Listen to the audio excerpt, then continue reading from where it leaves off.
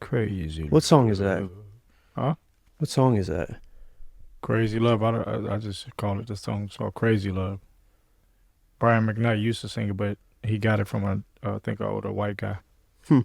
She give me love, love, love, crazy love. Okay, today's podcast, we have a special guest on today. It's a wellness mogul.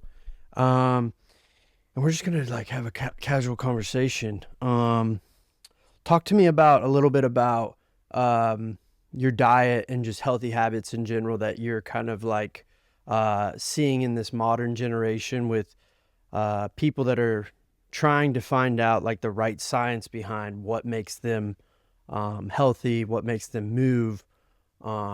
You come from a background of fruits, big on fruits, like fruits till noon and one solid meal a day. Tell us a little bit about that in general. Like what is so important about the way you go about doing that, the one meal a day, and why that's so important for you and how you even got there in the to begin with.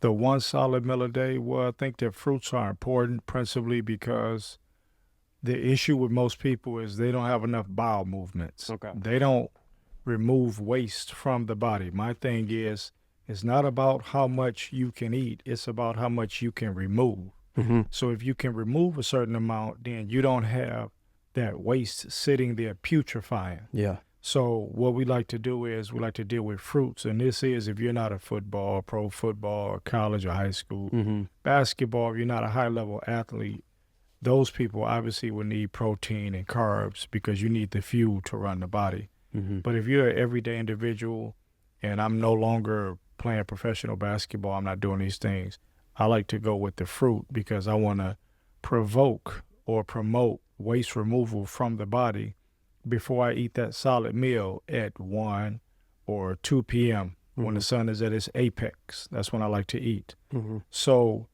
I'm going to get my micronutrients Mm-hmm. from the fruits, I'm going to get my electrolytes. I'm going to have the fiber to remove the waste from the system. It's going to sweep the intestines. It's going to serve as an intestinal broom, Mm-hmm. and it's going to keep that colon clean. So we remove the waste first. Hopefully we're having a bowel movement in the morning time.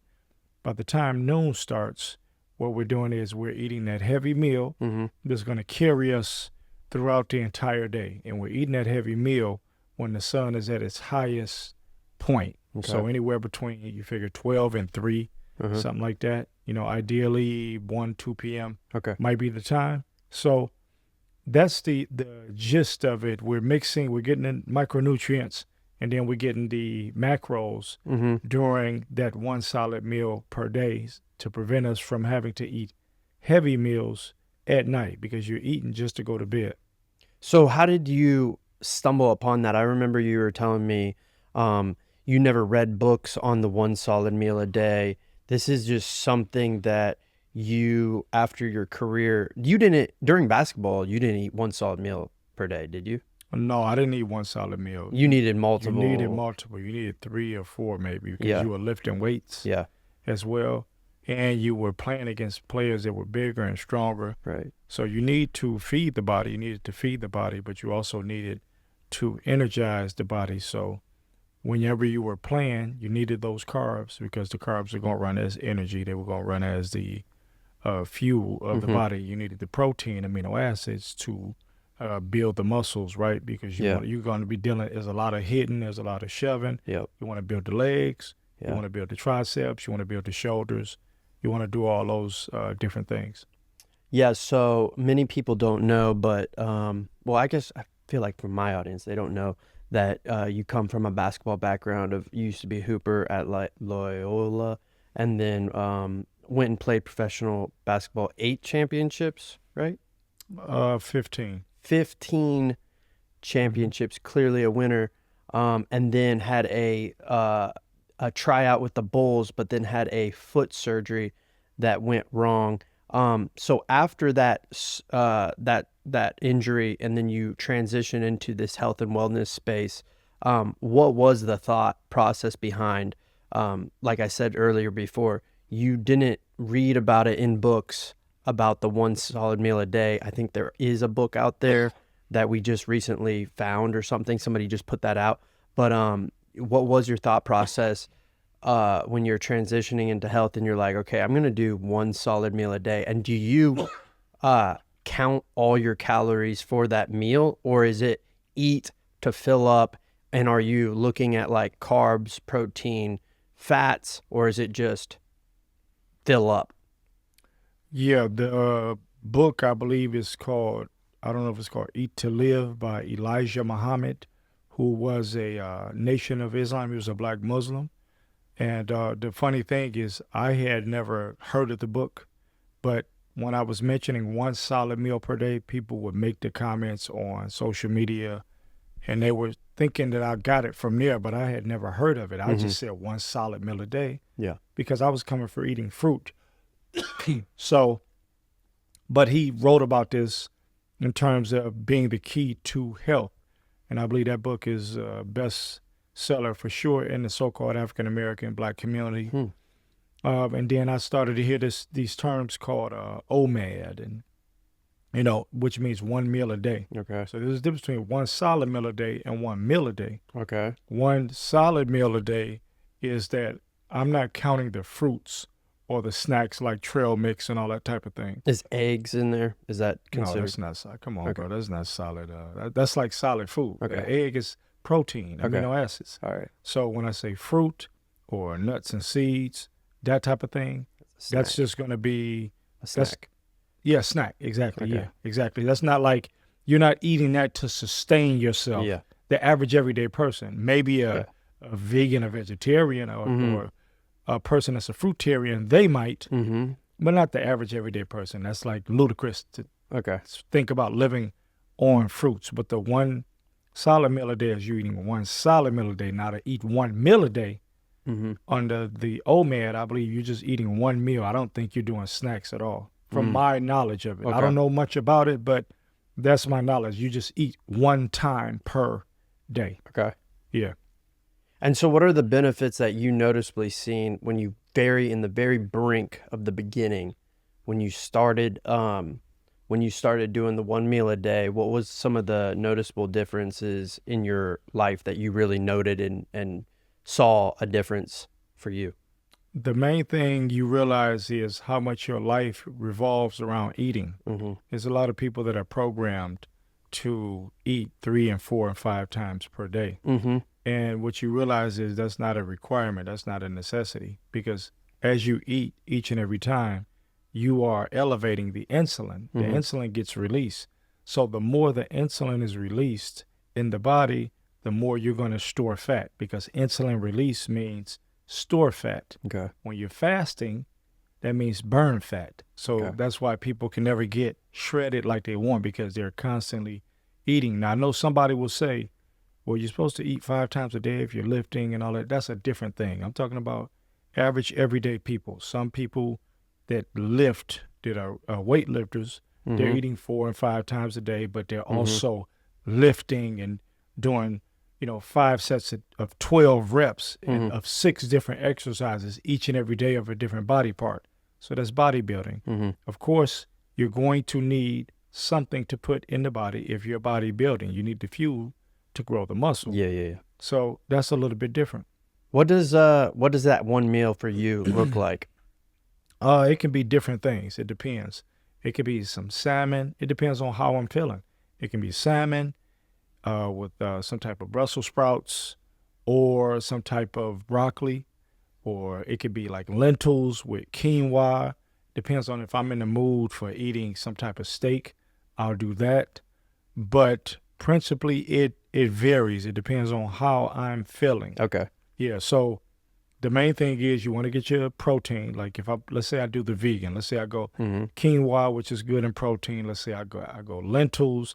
I may add a sweet potato in there, and I may have a salad in there, right? But I want to make sure that I'm getting full.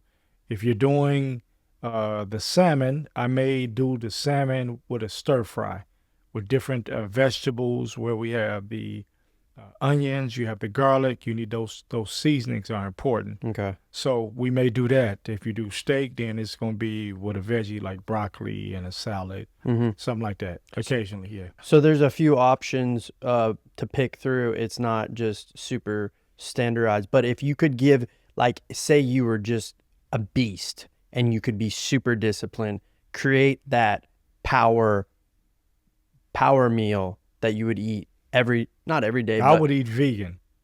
the one meal. Me, yes. And this is going to be like, if you could just switch your brain on and be like, I'm going to be a beast, and it's not about the seasonings or anything. I mean, they're important, but like if it was just a super meal, I'm eating this every single day. You're saying you're going one solid a meal, but just straight vegan? Yeah, I would probably do vegan, yes. Really? For long-term effect. Yeah, I would probably do a couple of different types of lentils, like when I'm in Ethiopia. They have collard greens, what's called gomen. Okay. They have these different peas and different lentils. There's a yellow, there's a red. You have shito, which is a dipping sauce that comes from garbanzo beans. So you have that type of food. I would have a big plate of that, but I would add quinoa to it. I would add some quinoa, and I would add sweet potato. But a nice big plate, though. Okay. And make sure I have my salads, you know. That's what I would personally do. Or if I needed to spice it up, I would add some salmon. The reason why is because the constant consuming of all of these different meats typically, not always, typically lead to the inflammation. So the thing is if I eat a steak, if I'm eating a steak, I'm not eating anything else. I'm eating usually the steak, and I'll have a side or two sides. But that's it for the day. Okay. But most people, they're eating a steak, but they already ate lunch, and they're going to eat dinner, and they're eating chips, and they're drinking, and they're smoking.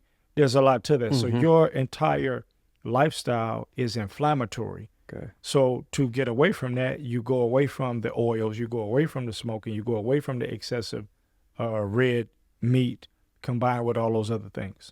And what are some signs that you would be able to notice you're inflamed? Pain is the number one indicator usually, or or swelling, right? So those two are going to let you know. People run from pain. They take Advil, they take Tylenol, they take these different things, but pain is letting you know that something is going on. So it's like when you twist your ankle swells. Now, you may think that it's negative, but it's actually a protection mechanism to heal the body. So it has to swell to make you sit down so that you won't keep going on the ankle and make the ankle worse. If you have phlegm or mucus, if you're coughing up mucus, that's an indication that you have internal inflammation going on. You have an inflammatory diet. If you have a condition like diabetes, like type 2 diabetes, like high blood pressure, you probably got some inflammation somewhere within the system that you need to clear up, because you've probably been eating a certain way or living a certain way, and the result is there's a breakdown in the body, and so you have to respond. Otherwise, if you keep going, then everything likes to graduate, is what we say. In life, everybody, even humans, we want improvement. We want better. So does illness. So does everything in life. It just wants to graduate. So it may start as blood pressure, but it could end at congestive heart failure. You understand? So everything is always advancing. It's trying to advance to stay alive. You mentioned something about Ethiopia. I know you're really well traveled. You've traveled over how many countries again? 70. 70 countries.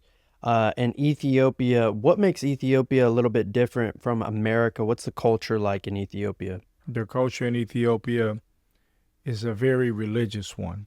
You know, this is where Christianity essentially got its wings and took off. Now, it's said to be the cradle of civilization in that area between Ethiopia, Eritrea. That area over there is said to be the cradle of civilization. Okay. So what I like about it is they're very family oriented. As a person that came up with my family, they were Christians. you get to see the origins of a lot of stuff. You get to see lost books Mm-hmm. from the Bible. You get to see relics and ancient buildings from 1500 to 2000 years ago, and looking at the faith of these individuals, how much they fast. They fast twice a week in the entire country. So for 2 days a week, nothing but water, or No, what they do now, their fasting is different. Their fasting means it doesn't include meat. So typically, and then they have these long fasts where they may go 45 days. It depends on if it's for Christmas. I believe in Ethiopia, Christmas is, I believe, January the 7th, if I'm not mistaken. So Okay. you're talking about a group of people, Ethiopians and Eritreans, which were once one country. Mm-hmm. They were all together until there was a battle with Italians, and Eritrea became a colony of the Italians. But you're talking about people that fast up to 200 or so days out of the year.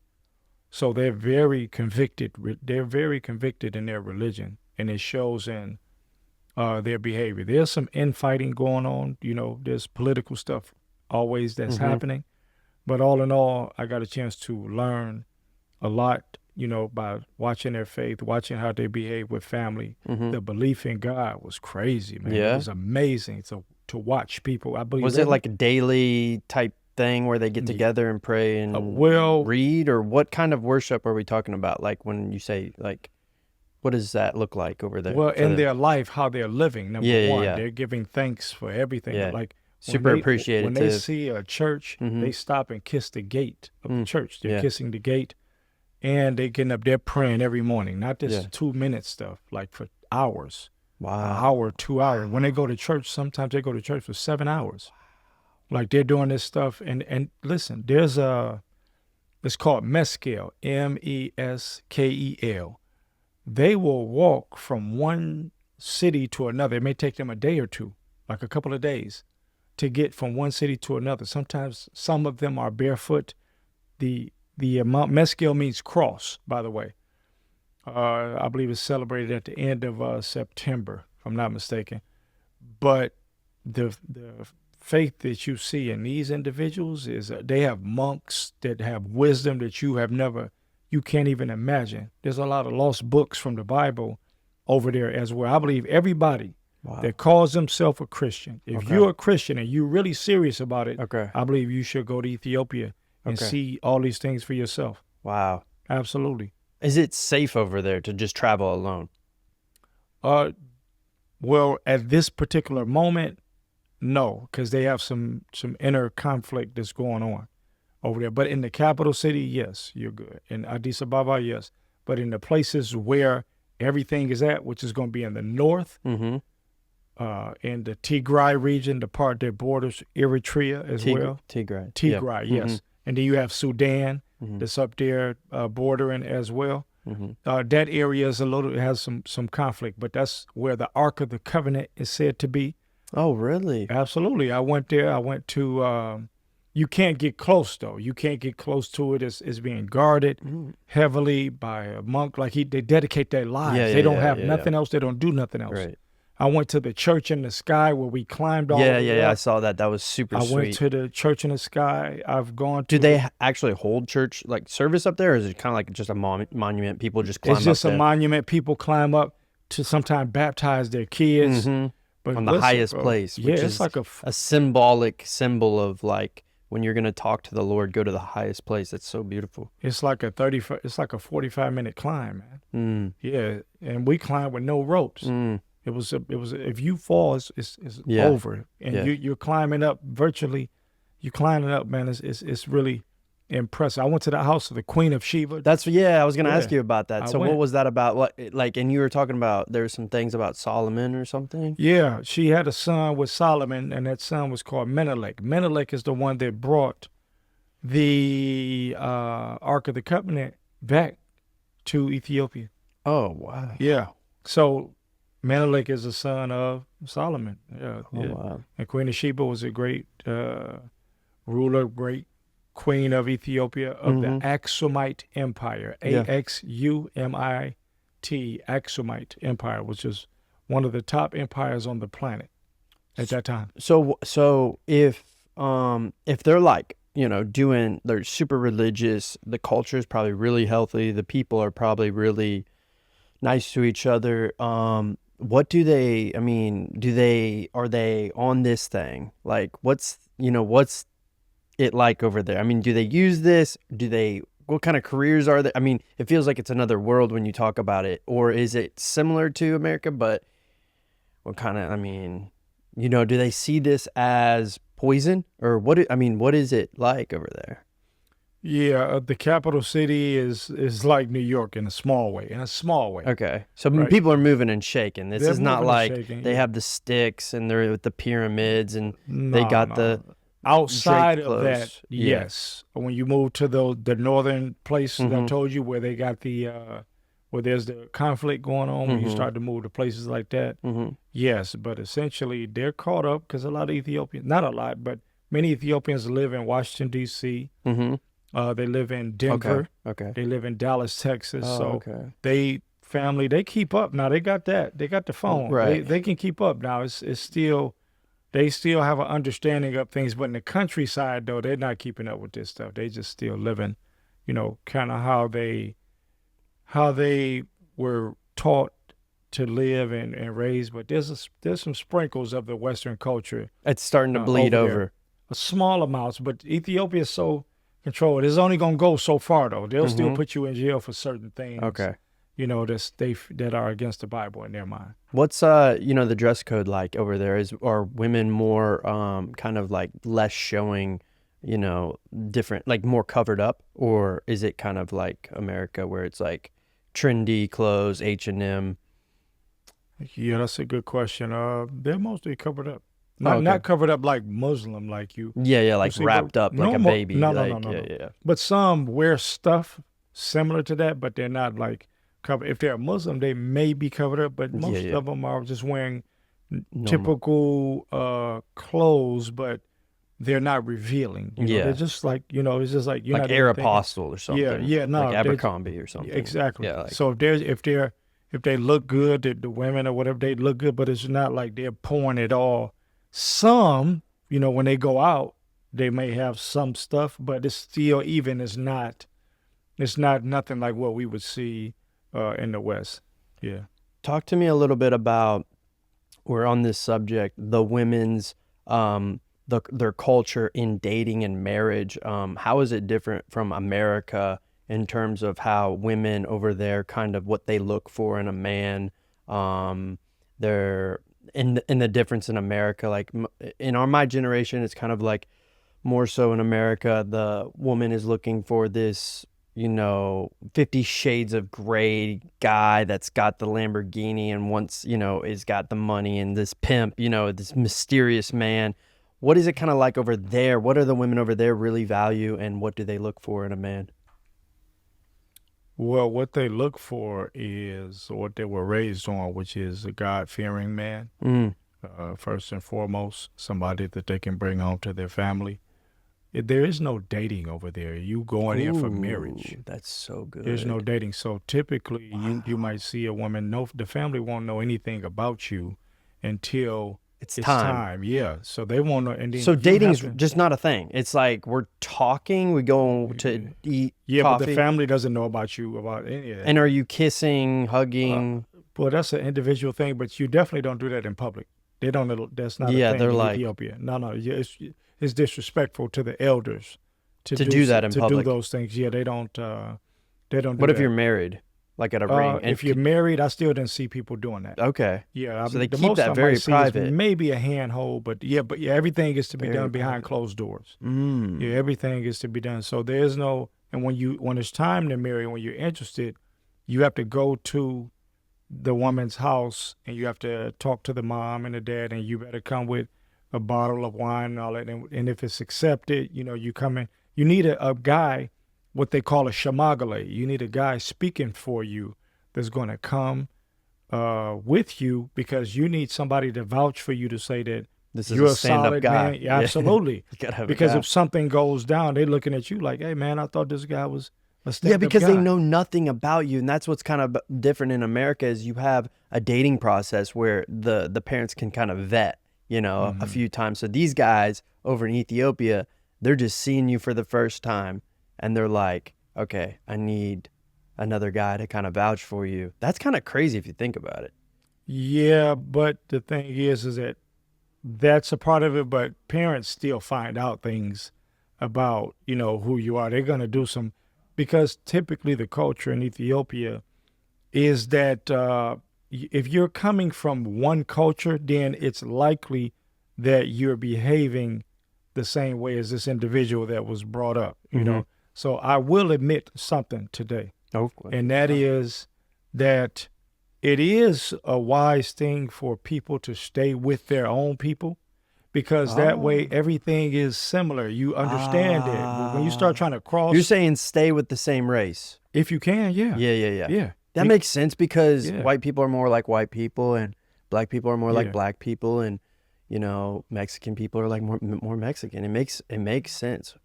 So sorry for interrupting you. Keep carrying on with that thought. Yeah, so the thing is that, you know, you would hear people, sometimes I see people online, they say, well, this for example, Ethiopian people would be with Ethiopian people, Eritrean people would be with Eritrean people. If they cross, they're considered what they call Habesha people. So Habesha? Habesha. Is that like hybrid? No. Habesha. Habesha is what the Ethiopian and Eritrean people are called. Certain tribes of those people, Semitic speaking people, right? So the people in the north part of Ethiopia, there's another group of people called the Groggy people. There's a certain tribe or tribes in Eritrea.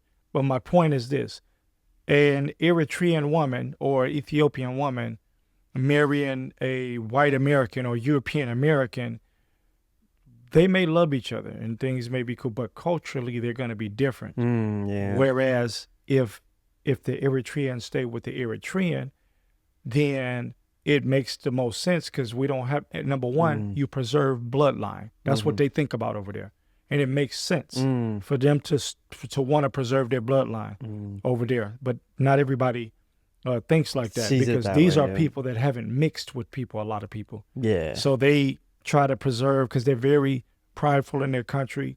They want to keep their customs. They want to keep, but I will say this, what I have been told is, if they decide, if people that are really keepers of the culture, if they decide to go outside of their race, for sure the Tigrayan people, certain other Ethiopian people, and the Eritreans, they need to be winning. It needs to be better. You should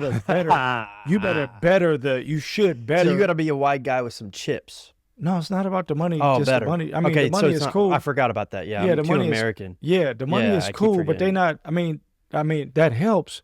But like, Winning what type and- of man? You need to be somebody that this woman really loves, and you should be, your values and everything should stack up to where the parents can say, "All right, it's fine. You justify. I understand why Yeah. you're doing this. If you feel this, then Yeah. cool. But otherwise, Move you the mic down a little bit, you want to make sure. like down like this. Otherwise, Yeah. Okay.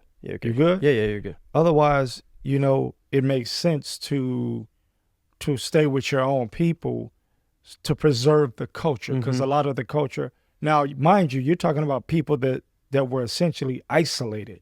Not many people have been over from the West, have been over to it's Ethiopia crazy. or even It's know like- about it. It's really expensive though too, Yeah. right? Yeah. So the point is when you I think we would like See- to. A lot of people just don't. Yeah, they don't know nothing about and it, people are and- scared. And Absolutely. people are like have Yeah. no idea. Like you said, it's so isolated that we don't even know what to expect. Like at You least don't in know. Greece and Europe and Paris, at least people are posting online. Like we can see what to see. Like we're gonna go to the Eiffel Tower. We're gonna eat some cheese, croissants.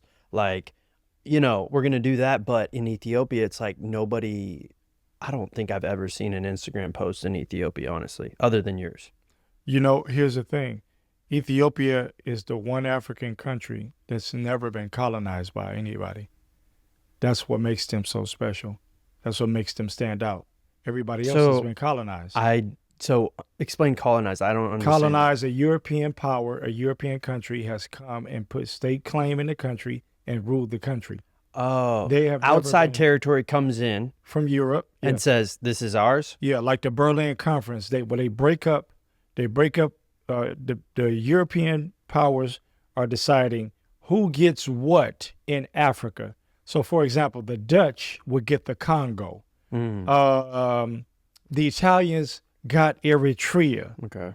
The British got. Did they get Libya? Or was it the French? The French got Libya. Okay. Then you have Cameroon. I think that was French. Then you have Angola and Cape Verde, Portugal. So you had all these different, South Africa, England. Mm-hmm. You have all these different, they're all colonies of, Liberia is also kind of like a place that wasn't colonized. I believe it's an American, it's something of the USA, but it wasn't colonized per se. Okay. So Did the Germans take anything, or if my I'm people- sure they did. They had maybe a part people. in something, yeah. But the British did a lot. The Italians did a couple of things. Somalia, British, I believe they had Somalia as well. So wouldn't Germany be kind of like French, or no? Am I wrong? no, on no, that? no, no, no. Yeah, Way totally different? different. Yeah, Okay. Germans their own thing. Yeah. Okay. So you have a lot of those Botswana, this country, that kind. Spain, Equatorial Guinea. A lot of people don't know that's the one African country that speaks Spanish. Yeah, Equatorial Guinea is a country. So you got Angola, you got Nigeria, the British. Mm-hmm. You have Senegal, you've got Ghana.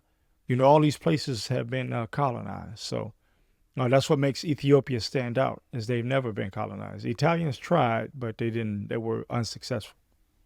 Interesting. So is there like fast food over there?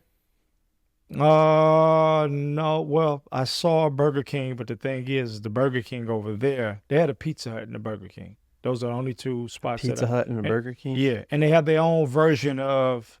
So it's like It's expensive to have your brand over there, though.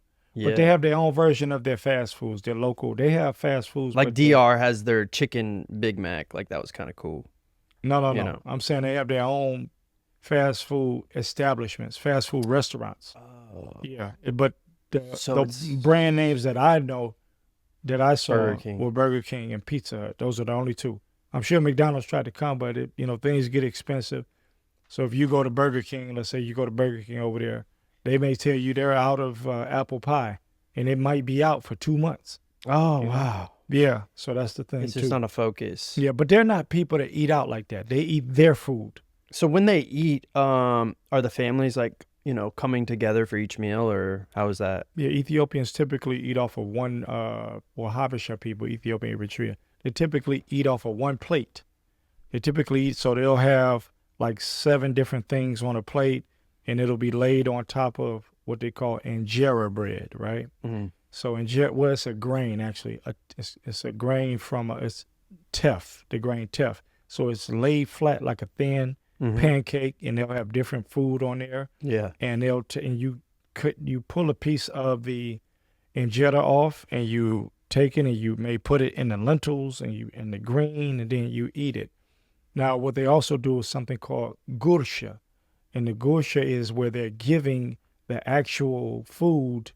The ladies may, I've seen guys give it to guys, but I don't want no guy doing that. The Yeah. ladies, they'll Yeah. do it and they'll feed you. Gursha, it's like endearment, showing love to you. Oh, the ladies will just Yeah, feed they'll you. do it and feed you. Yeah. Yeah, so they've done that. Like with the old times with the grapes, like when they would hold the grapes and the king would sit there and he'd snag it, kind of like that. Yeah, but more like what they do to food and they That's just feed you. so- Yeah, it was like a term of endearment. That's more like it's very erotic stuff. intimate, and it's very kind of Yeah, it is, but that's just how. kind of shows you how romantic and more different they are. Well, they're not doing it like in a romantic. They're not doing it for that. Like They're doing it more like because guys do it to guys too. I've Yeah. seen that. So it's kind of like That's showing love. It's different for us. a I little- told the guy, hey man, don't be putting. So a guy tried to put some food in your mouth. Well, he was like, hey, I was like, hold up, brother, you ain't doing that, man. Don't be giving me, like, don't try that with me, bro. Like, Was it like disrespect? Like if you were like, yo, I don't know, and wanna- I didn't really care. don't want but you I to was put like, that in yo, my that's mouth. not. Hey, yo, Yeah, that's like, yeah. yo, that's That's not what a I'm part of. saying. Yeah, that's not a part That of would be- my paradigm now. If the ladies, Here's she a wanna- good question. That's what's up. People over there, Like in this culture, if a guy was feeding another guy, in this culture would be like, yo, they're probably gay. But over there, is the gay thing a thing over there? No, you can't do that over there. It's illegal. Oh, it's a law. You'll go in jail. You go to jail for that. You go to jail for being gay in Ethiopia? If you try to do that stuff outwardly, yes. Like if you people showing- find out, they're Yeah, like, they yeah. see Eric sneaking down the street and crawl up into the room, Well, I and don't they know. see I mean, they them, crawl in they see the anybody's room. shadows. Well, Is that how they catch it? Or do they that part break I'm in, not. open the door? Anything, yeah. This Anything they, Yeah, notes, if they slip a note and they see some gay stuff in a note or something, is this how they would catch them? I don't know how they would catch them, but what I know is it's illegal. I've heard stories of people being beaten, for trying to practice it or rally people and those types of things. I've heard also situations of people trying to come into the country, and they like doing petitions online, and they have stopped their travel so that they can't come into the country. So you got to realize this is a religious. so serious, no, bro, but it's I not know even it's funny. so serious, and it's not Yeah. funny at all, and it's Yeah. so serious. Yeah. And I'm just wondering where America lost the seriousness. I know I'm like literally I'm the least political person ever, but I know that when Obama signed it to make it legal in the United States, it kind of changed the psychology of America, because then it got pushed into if we can be, gay in marriage, which I have no, I'm not against, like, I mean, I don't think you should, but I'm not like this advocate speaker of like, but then it started to turn where people started pushing it even further, where it's like trans. So, yeah, that's really interesting. What do you think? Yeah. How do you think, if they've been like that for so long, they must think America's just a circus, They do. Yeah, most of a them do. zoo. Yeah. They don't well, like most people, they want to use America for the capitalistic opportunities that they can generate income. Many things that they don't agree with, but many things they are appreciative of, opportunities that it can bring, but they wouldn't allow that in their country. And they always mention those things that they don't align with Mm-hmm. a lot of the things, even with the way that the things that take place in schools, Yeah. and all that stuff. They're not down with that. And what is kind of it like, it's not like, I was just wondering even how I responded to that, where I'm like, I'm not an advocate, but it's like, it's because like, I know there's nothing I can do to change the behavior of people doing that. You know what I mean? There is nothing really. So, do they kind of keep, like, you're really talking about how they're private. Do they kind of keep to themselves when they do see this type of stuff? They just like kind of ignore it, because it's not like they're rallying and they're like, America needs to praise God, America needs to change. It's not like they're rallying for us because we've kind of, I don't think, unless we made it illegal, then I guess we could stop it.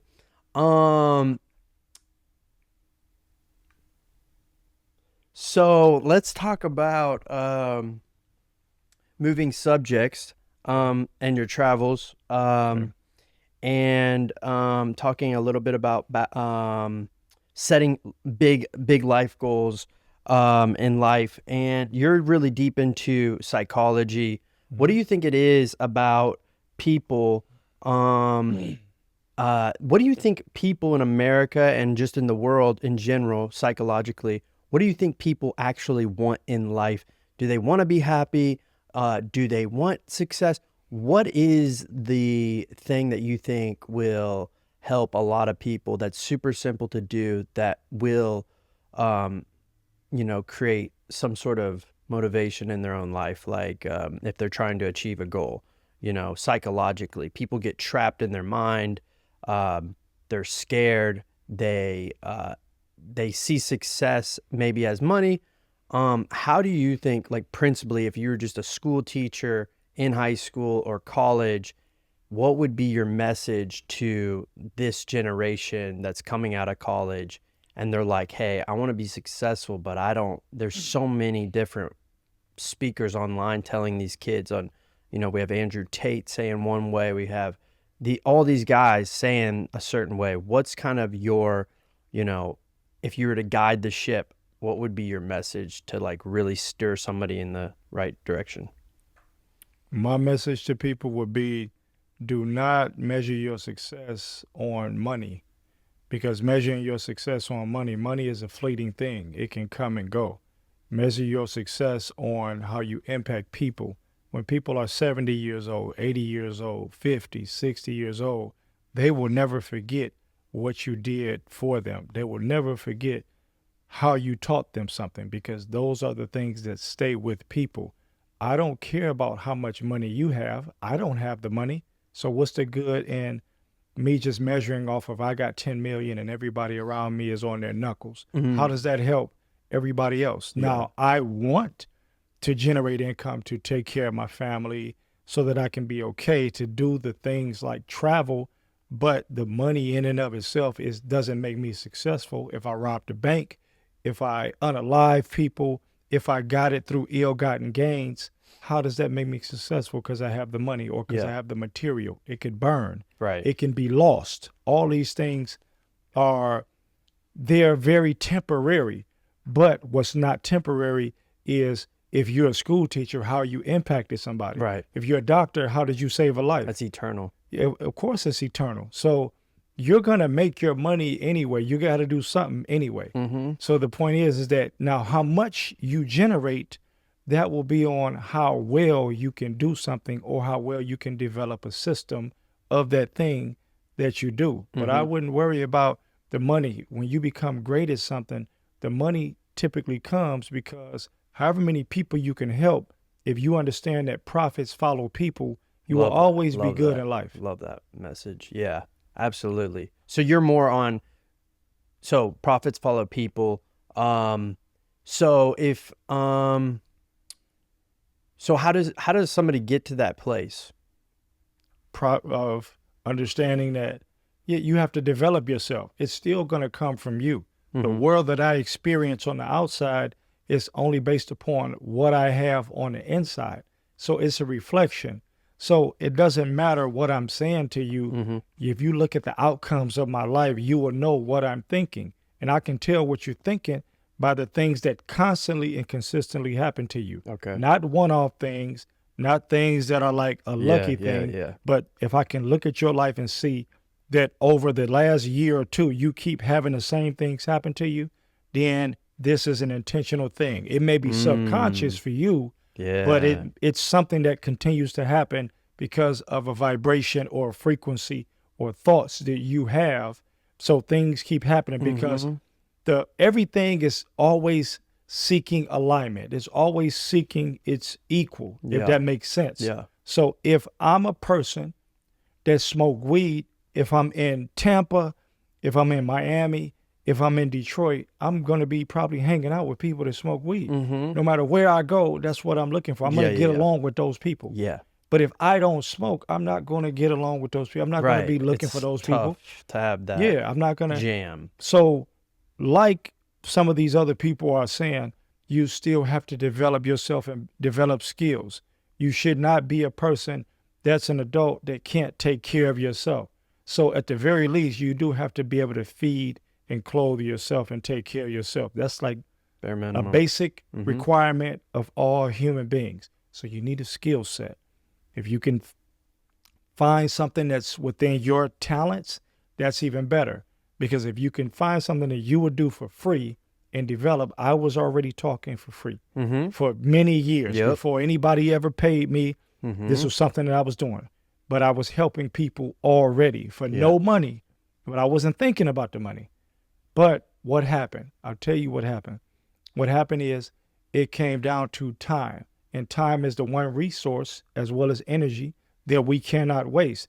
So when I charge somebody for me speaking, what I'm charging you for is the time that it took me to learn everything. I love that. And the time that you're taking from me away from my family that I have to fly in to speak to you. So how much is that worth to you is the question. And it's your accumulation of how many books and how many studies that you took the time to do, to compound, to put into your brain, whereas the person paying to pay you, that's what they're paying you for, is like, hey, look, we didn't read these books. We have no clue. Can you kind of do a zip file and kind of tell us about this type of stuff? Absolutely. And you're paying for my experiences. You weren't with me when I got shot at. Yeah. What if I didn't? You got shot at? Yeah, I did. But you got shot at. Yeah, but that's not the point. Okay. I did get shot at. Wow. But I also got cut with a knife. The scar is here. But my point is that I almost didn't make those things. So you're paying for my experiences, not just a book that I read. You're paying for experiences that I went through in life. You weren't with me in Yugoslavia when we got chased to the border by mafia people. You understand? So those are things that I live that's not in a book. So it's the life experiences that, like when they bring in Phil Jackson and pay Phil Jackson $300,000. We weren't with Mike. We weren't with Phil when he was with Mike and Scotty in the huddle drawing up the play. When Mike had the flu game, 36 points. All of those things are why you're paying Phil Jackson. So you're paying for the experiences, the accumulation of the time spent to accumulate all of these different things, you know? Yeah. And I think, like, just in general, you're saying, like, you can't pay, you went to 75 different countries. Right.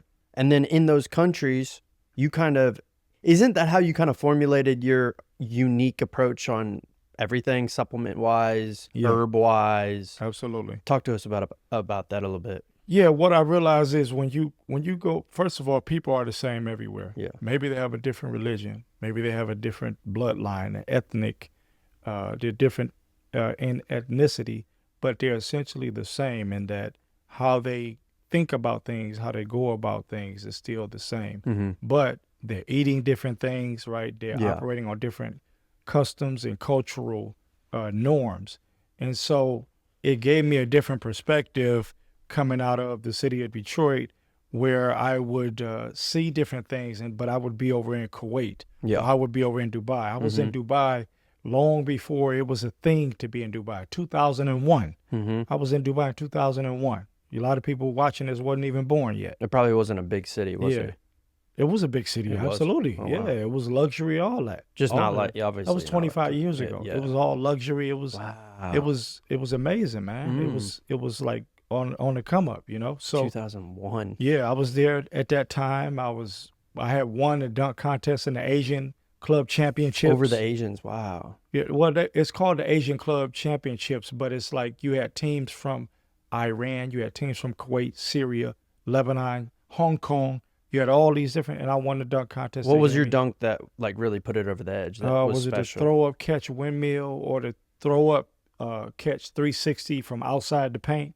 Boom! I just threw it up, caught it 360 with two hands. First one, first attempt. No. Yeah, on that one, yeah. To win it. Yep. Just yep.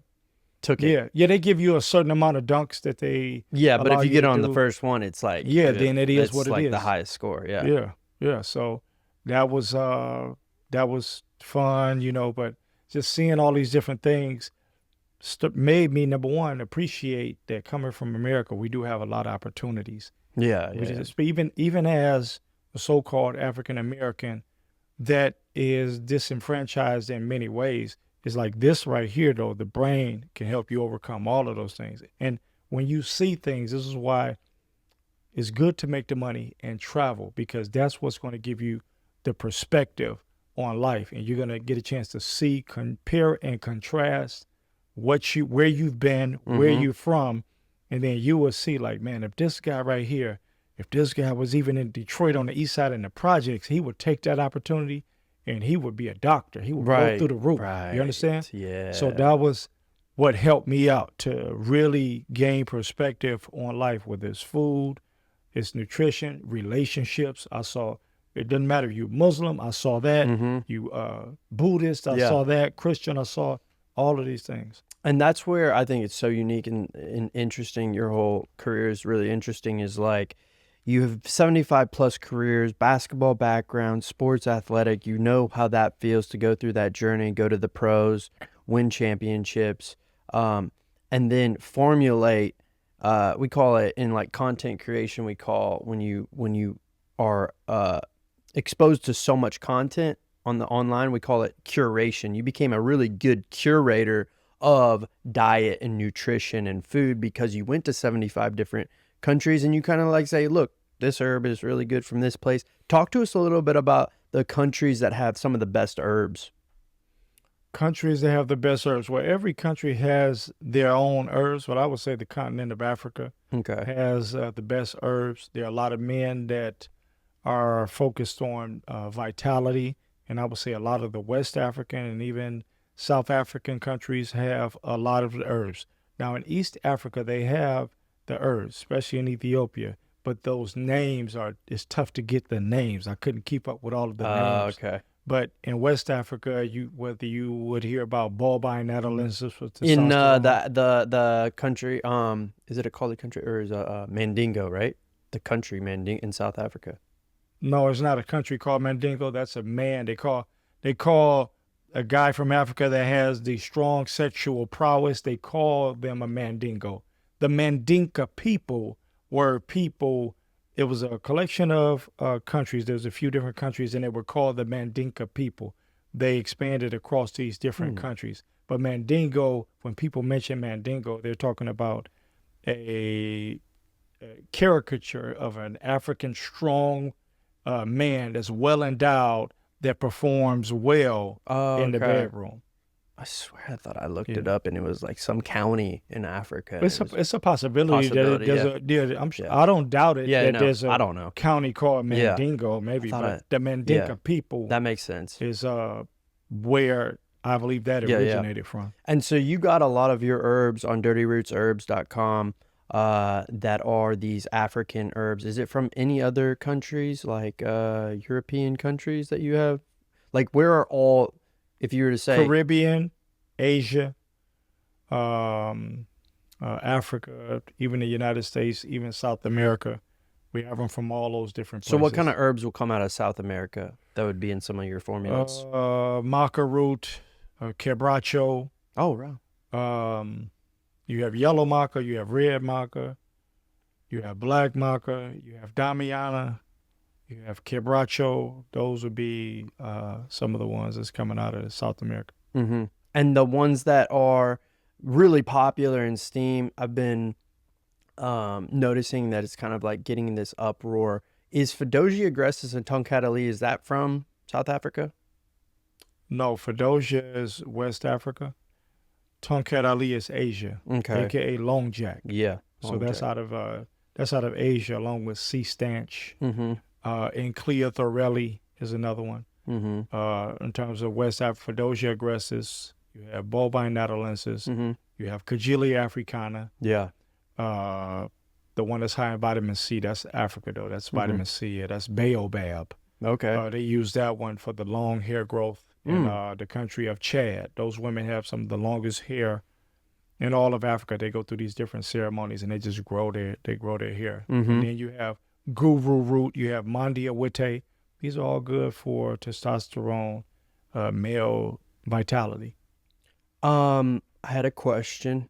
Then I got a text. We were talking about herbs. We were talking about you and Tahuti. I see Tahuti in the content on dirtyrootsherbs.com a lot. Some viral stuff. He's such a expert, such an herbalist. But maybe this is a question I've never asked you because I don't know the answer to it. But maybe people also are wondering this question. Did you and Tahuti, first of all, how did you guys meet? And then did you guys get any opportunities to be around Dr. Sebi or even talk with him? No, I've never met Dr. Sebi. Okay. We were doing a movie called Urban Kryptonite. Mm-hmm. We did reach out to Dr. Sebi via email, the people that were handling, his bookings and things like that.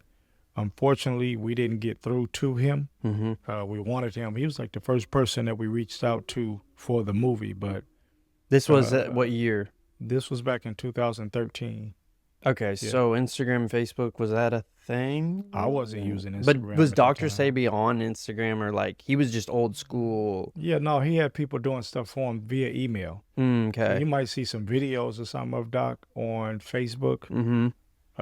YouTube. I wasn't using that really a lot at that time.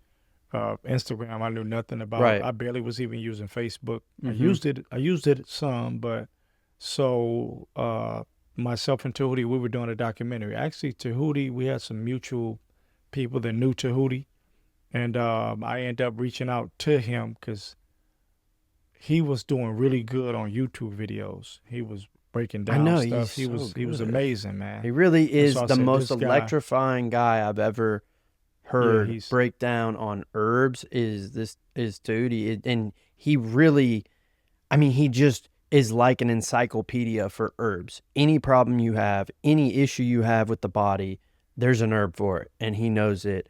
What about Dr. Sabi? Did you, I know it's, um, I don't want to misspeak, but I think it was like a big thing for the black culture. Like Dr. Sabi was like their Michael Jordan, like their mm-hmm, guy. What made him special, and or maybe what made him, what was it that you took from him that really kind of changed, or made you pull to him? What was his thing? Well, number one, Doc was curing the so-called uncurable illnesses, Okay. HIV, AIDS, Oh, and okay. herpes, and and that's a big The thing. mystery. Yeah, as you can see on a lot of my content, people gravitate towards the sexual health content, the reproductive content, both male and female. They gravitate to that. So somebody that can heal people of these conditions, you're going to the top of the charts, and you can prove it, or you can at least be willing to stand in court to battle on behalf of it. Because normally Yeah. most people get scared away from the authorities and they don't want to do that. Well, he stood and he didn't go to jail. And that was what made him really powerful.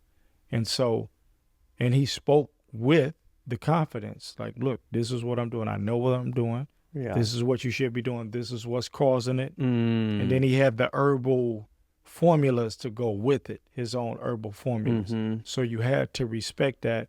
And he was a black man coming out of Central America, Honduras. So that was even And more it probably powerful. had to be a little bit scary to talk about that, especially for him to just talk about those issues, especially when you view the world at like HIV and these medical, these big people looking at you, Well, yeah, because it could be jail time or they could come after you. You know how it is when you Mm-hmm. have And you're information on black. stuff. Absolutely. So, and he was very brazen. He was very brazen with the information. He said, Mm-hmm. look, this is what it is. He wasn't, the word I'm going to use, unapologetic. He was Mm-hmm. unapologetic about Yeah. it. So, that could rub people, non-black people, the Mm-hmm. wrong way because they're like, who's this guy think he is? But Mm-hmm. he stood his ground. The people testified on his behalf. Mm-hmm.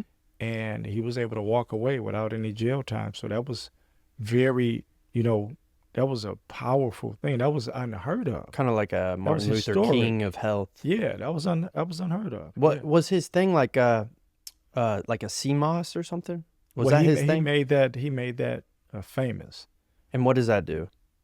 It's a sea vegetable that has many different minerals and nutrients in it. Okay. So Because I noticed you have that on your Dirty Roots Herbs store. Yeah. You have this sea moss. Why would one take it, and what was Dr. Sabi's kind of theory behind taking this sea moss?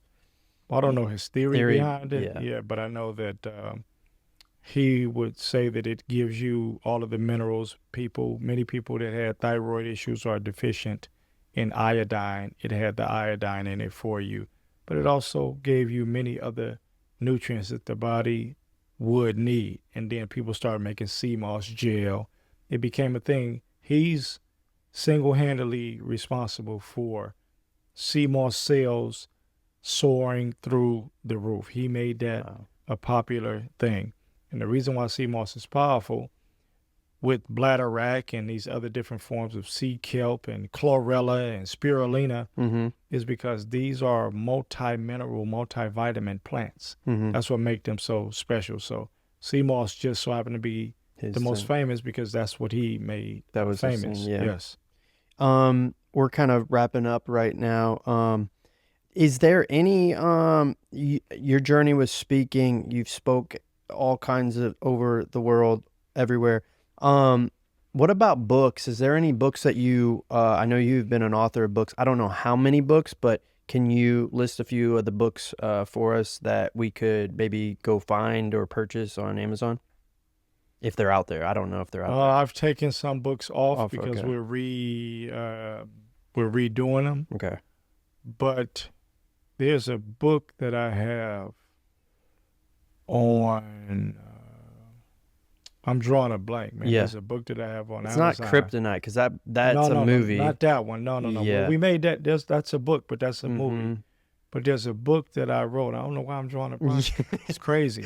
And the book is on Amazon. It's a personal development book, Okay. and it's on Amazon. I could probably find it. And you could get the physical. You can get the physical copy as well. So I'm writing a few more books right now. The health books, we're working on getting more. Not the fourth books. quarter. No, not the fourth quarter. Is another book that I recently put up. I would say. Is it under your name? Yeah, I would say within the last 7 to 8 months. What's going on is I have like Hacked Dynasty? Yes, Hacked Destiny. Destiny, sorry. Hacked Destiny. Destiny. That's Okay, what tell it's us a little bit about this book. Hacked Destiny is basically a book to hack your destiny, to basically have the outcome that you want to have by incorporating these principles that have to do with psychology, that have to do with changing your life. That's why I called it Hacked Destiny. You can hack your destiny, but there are things that you need to do in order to hack your destiny. And there are principles and things that it doesn't matter who you are, or for the most part, right, within reason, where you are, you can overcome many different things to live how you want to live on your terms. That's the best way to live on your terms. That's what gives you the most satisfaction. Could you maybe just give us like one thing that maybe that you remember? You don't remember the name, so I don't know if you're gonna remember. Yeah, man, I can't. It's so much stuff. It's so much stuff in there, bro. To be honest with you, it's but there's probably something that that you probably speak about on psychology that or because this is a psychological book, right? Yes, on personal development. Okay. Yeah. Oh, what would you say without even dipping into the book? What would you say the biggest thing is to hack your destiny? The biggest thing to hack your destiny, I would say, is you need to take inventory of yourself. So by taking inventory, when you look at CVS store, when you look at Walmart, there's always somebody that's coming by that's focused on the tissue or the candy bars or whatever. And when they run low, you have to restock those things. What individuals don't do is they're not self-aware enough to know where their weaknesses are. So they just glaze over the weaknesses. They continue to glaze over, and they try to just get by on the strength. On the strength. And the strength is so good, but the weakness is awful. The weakness is And hurting you. It's distracting you. Absolutely. Taking time from you. Yeah, so you have to focus on what your weaknesses are so that they can be worked on and that they can become strengths. Because if you're not somewhere, I guarantee you. So switching it to strengths, switching switching them to strength, strengths. or eliminating. getting them to the point to where they're not a glaring weakness anymore. That's so powerful. That's the major issue that people are having. So some people say, well, I'm not a. Because some people have different theories. They're like, just, focus on your strengths. Yeah, well, you can do that, but you have to realize most people only are not goes outliers. so far. Yeah, you're not outliers. Like you're not Allen Iverson. No, you're not. That's a special. Yeah, he can have the cornrows and the baggy pants and speak like that because he's Allen Iverson. The information that I'm giving is like for anybody. So that's how I like to give the information. The mass majority. For the outliers. Yeah. Exactly. So that's a practical thing. I love that. Working on your weakness. You have to, man. If you know that you're not, if I know that I'm not good in speaking about, let's say, in nutrition, if I'm not good in speaking about the heart and its functions, then I need to work on that. I don't need to just focus on kidneys. Yeah. Or just focus on the colon. I need to focus on the heart because the heart is the number one cause of death. Ischemic heart disease is number one cause of death in the world. So it probably would benefit me as a person speaking on nutrition Mm-hmm. to understand how to help people prevent that condition, also get better from heart condition. Mm-hmm. It's a simple thing. It's not about what I like. It's about what's going to make me better. Yeah, I love that. That makes so much sense. And I think this generation and just people in general, I think if you can at least eliminate, like you're saying, like baseline, eliminate, but if you can switch your weakness to a strength, you're going to get a lot more out of life. Before we end today's podcast, is there any guys, that you would recommend if somebody wants to? Obviously, we know we can come to Wellness Mogul. We can find you on Instagram. We can watch your psychology channel on YouTube, Damien McSwine on YouTube. Mm-hmm. But is there any other people that we could that maybe you listen to that you're like you would recommend, like this is a good guy to listen to on health, wellness? Maybe it's training, maybe it's stretching. Is there any recommendations you would have, or any books as well to read? Other people, I don't have anybody, man. Right. To be honest with you, because I'm introspective at this time. So I'm just trying to focus Working on your stuff, yeah. Yeah, I'm really trying to focus on myself to be better. A book That you've read maybe that's changed your perspective? Yeah, The Science of Getting Rich Okay. is a great book. Mm-hmm. The Richest Man in Babylon is another Hmm. one. That's a good book. These are our like financial success books? Some of them, yeah. The Psychology of Money, Yeah. that's a good one. Okay. The Millionaire Next Door Yeah. is a good one. The Power of Now by Eckhart Tolle. The Power of Now. That Yeah. sounds interesting. The Doing it now. 48 Laws of Power by Robert Greene Very will good. teach you Robert Greene's a wizard. the most shrewd rules of the world. You're a part of them even if you don't believe it. You need to understand those Super things deep. of how people play the game.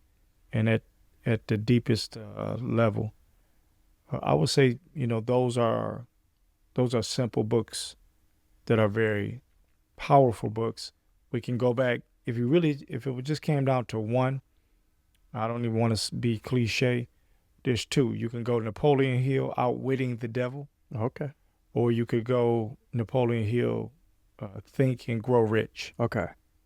Those right there but The Science of Getting Rich is what changed my life. And that's a book. It's the That's science a book. of getting rich. It's an ebook, yeah. The Science of Getting Rich changed my life. Dang, I gotta Yep. read these. The Science of Getting Rich changed my life. What's the book that you read that I let you borrow? Oh. With Joseph Murphy, The Joseph- Power of the Subconscious Mind. Yes. That's another one. Super great book. Yep. I would read that right before bed, but it's so addicting because you read it right before bed, and it's almost like those words are implanted in your subconscious, because he speaks about that as well in the book. He speaks about what you look at and how that's imprinted in your subconscious back there, Yep. even before bed. And The Power of the Subconscious Mind. That's such a good book, Joseph Murphy. sir. He's got a couple, right? Yeah, he's There's got other another books. one. I see a lot of his stuff on online, though. I watch a lot of his videos or older videos. Yeah. Well, that wraps up today's podcast. Thank you for coming on and sharing with us. If you want to follow Damien McSwine, you can follow him at his Instagram handle is Wellness Mogul. Support his supplement brand. We don't really like using the word support his supplement brand because it sounds like we're asking, but it's more like this is verified herbs for your health. A lot of these herbs are not authentic. They're kind of got fillers, and they're kind of they're just getting by, but his supplement company provides verified authentic herbs. You can find those at dirtyrootsherbs.com. Thank you so much for coming in.